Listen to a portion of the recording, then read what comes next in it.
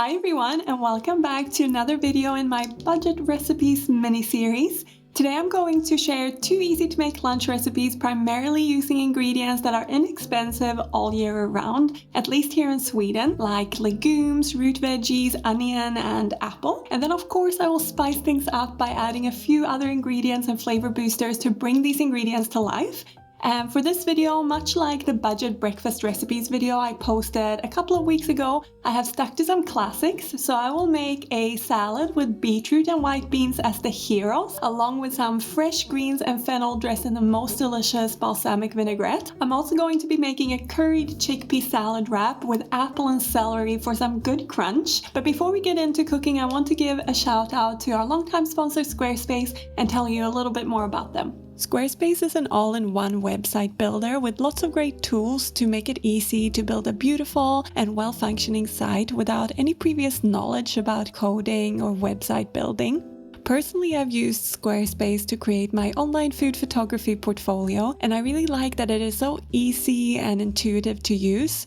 There are plenty of themes, font combinations and color combos on Squarespace to get you started, and there are themes for many different purposes, so it's great for everyone from business owners and e-commerce all the way to creatives and bloggers. So if you're thinking about creating a website for any purpose, check out squarespace.com for a free trial, and when you're ready to launch your site, go to squarespace.com/goodeatings for 10% off your first website or domain. So now let's get to cooking, and we'll start by making the beetroot and white bean salad. And I'm going to start by roasting some of these small white beans in the oven to make them a little crispy. And I have opted for using pre-cooked store-bought beans for ease, but the more budget-friendly option when it comes to legumes like beans and lentils is of course to buy them dried and then soak and cook them yourselves. But even if beans are a little more expensive pre-cooked than their dried counterpart, they are still a very inexpensive source of plant-based protein and complex carbs, so I think we can get away with using canned ones here and there. So let's give these a rinse and get started. To serve 2 people, I use 1 can or carton of small white beans. That's about 230 grams worth. Once I've rinsed and drained them, I pop them onto a clean tea towel and spread them out into a single layer as well as I can. And then I just dry them thoroughly, and this will help them crisp up in the oven. If they are a bit wet, they might not actually crisp up, so it's important. Then I transfer them onto a lined baking sheet, and another thing that helps them crisp up is a little bit of oil, so I add about 1 tablespoon. Then I season with 1 scant teaspoon of mixed herbs and season with salt and black pepper. I give the beans a good mix to coat them in the oil and the spices, and then I spread them out into a single layer again as well as I can before popping them into an oven that's preheated to 200 degrees fan assisted, and then I toast them in there for about 25 minutes, making sure I toss them about halfway through. When the beans are almost done, I like to get started on the veggies, and the hero here are some beetroot.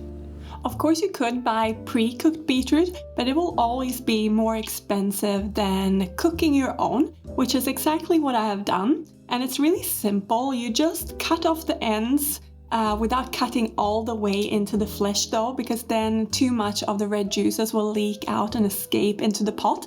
And then you just pop them in a pot and cover them by about 1 inch or 2 with water and gently boil them until they're cooked. And this can take anywhere from like 45 minutes to an hour and 15 minutes depending on the size of them. I actually cooked these yesterday and then peeled off the skin, which comes off really easily once it's been cooked. You can just use your hands. And then I stored these in the fridge in an airtight container, and they'll actually last for up to a week in the fridge, so you can totally batch cook these. Now all we need to do is to chop these up and a few other things and toss them in a vinaigrette that I'll also show you how to make. So again, to serve 2 people, I usually use about 3 or 4 medium-sized beetroot, but these are very small, so I've doubled up, and I just like to chop them into bite-sized pieces. The beetroot will add a nice, sweet, juicy and earthy flavor, and then to break that off, I like to add some fennel to the salad, and I usually use half of a fennel bulb here. And I cut it in half and then cut that half into quarters before I just slice it as finely as I can. If you find it tricky slicing it really fine, then you could totally use a mandolin here as well.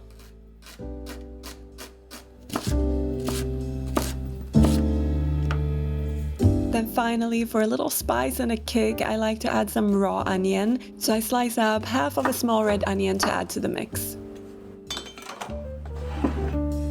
Once I've got all my veggies chopped and sliced, I transfer them to a mixing bowl and add 2 large handfuls of mixed greens, but you could use any type of greens or lettuce that you like here. In the winter, massaged kale would be a great budget option.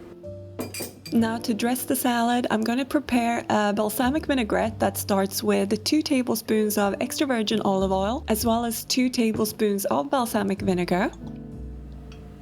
I also add 1 teaspoon of Dijon mustard, which helps emulsify everything and also adds a little bit of spice. And then I go in with half a teaspoon of maple syrup or any liquid sweetener for a little bit of sweetness, of course. I also like to add in half a teaspoon of garlic powder and season with salt and pepper before whisking it all up until it's nice and emulsified. I set the dressing and the salad aside in the fridge while I take out my beans and transfer them onto a plate. I want to allow them to cool for about 15 minutes before I add them to the salad, just so that they don't wilt the greens when I add them to it. Finally, to assemble the salad, I like to add half the beans into the salad mixture before I add the balsamic vinaigrette and toss it all together. This allows there to be sort of layers of these crunchy beans, as I will top the salad with the remaining beans once I've plated it.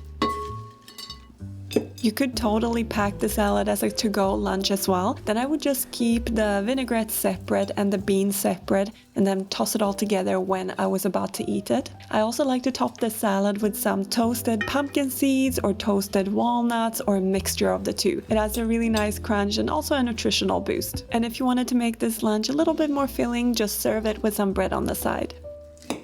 The combination of the earthy beetroot with the tangy yet sweet balsamic vinaigrette in the salad really is a heavenly match. And then you have the fresh greens and crunchy, distinct fennel to break that off, as well as a different kind of crunch and mellow flavor from the beans that just sits within all of those stronger flavors as a sort of base. And I have always loved salads with beetroot in them, and this one is no different. I hope you will try it. But now let's do something completely different. Let's make a wrap, or actually first let's make a curried chickpea salad filling for the wrap. Again, I'm using store-bought pre-cooked chickpeas, but you can totally cook your own to save some money if you really want to tighten the budget fully. And I have drained and rinsed these, so they are ready to go. I pop the chickpeas into a mixing bowl, and then I like to use my hands to break them into this kind of flaky texture, but you could also use a fork if you prefer. Then I set that aside to chop up the other veggies that are going to go into the salad. I start off with 1 celery rib that I chop finely.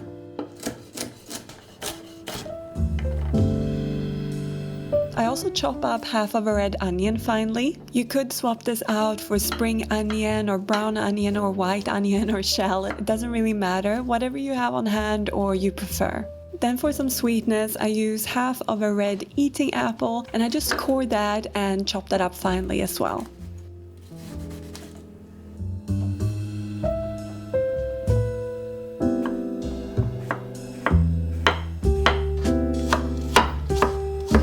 To add more complexity to the salad, I also like to add in a 1/4 cup's worth of coriander leaves, but this is totally optional and you could also use another herb if you don't like coriander. Parsley would work really well here as an example. These 4 elements will really add a lot of flavor and texture to the salad. So once it's all chopped up, I transfer it into the bowl with the chickpeas, and then I like to give this a little mix before I add in the creamy elements. To bring this all together, I add in 3 tablespoons of vegan mayonnaise, as well as 3 tablespoons of vegan yogurt, and I like to use a thicker type of yogurt here. Then I spice things up using 1 heaped teaspoon of curry powder and a 1/4 teaspoon of turmeric to give it a really vibrant yellow color. I also season with salt before mixing it all together. To control the heat in the salad, you could use a mild curry powder if you wanted, or a spicy one, and you can even add a little bit of sriracha hot sauce before mixing it all together if you wanted to. Once it's all mixed together though, I like to let it sit for about 15 minutes at least for the flavors to all come together, and in the meantime time, I julienne a medium-sized carrot. You could also use a box grater here, but I like the crunch from a julienne. And the carrot will then go into the wrap along with the chickpea salad. So along with this julienne carrot, I'm also going to add some greens to the wrap. Now salad leaves and lettuces can be a little on the pricey side, so just choose the most inexpensive option for where you are in the world, and also look out for deals.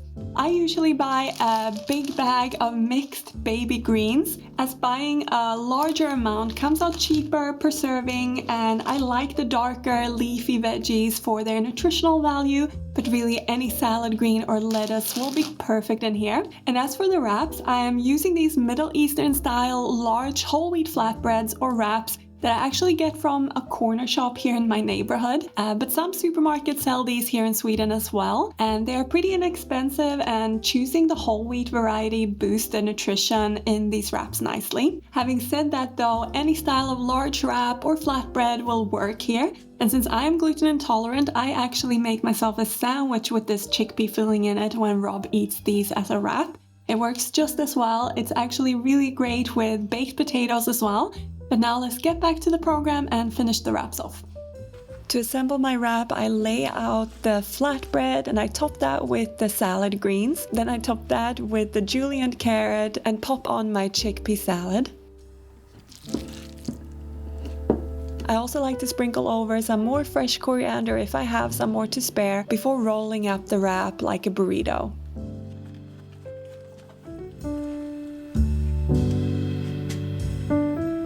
Now you could cut this and eat it straight away, or you could just roll it into some tin foil or pop it in a container and bring it to work. It actually is a really great to-go lunch.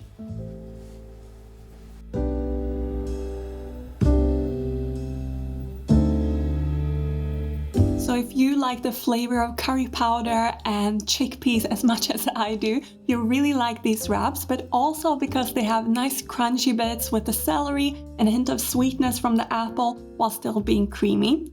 Also, you can't really go wrong with a wrap, I think, for lunch. It's a classic for a reason, and I really hope you make this chickpea filling because it's really delicious, whatever you use it for, and so easy to make as well.